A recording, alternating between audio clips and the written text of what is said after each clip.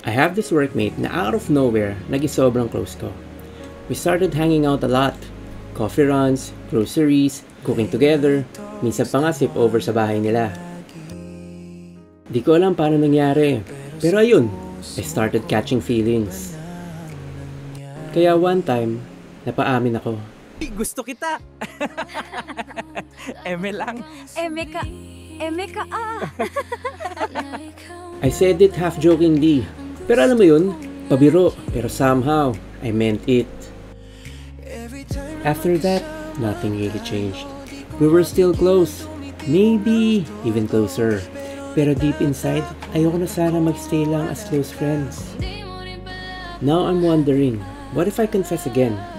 But this time, no jokes. Would she still say, Emka? Or would she finally say, me too?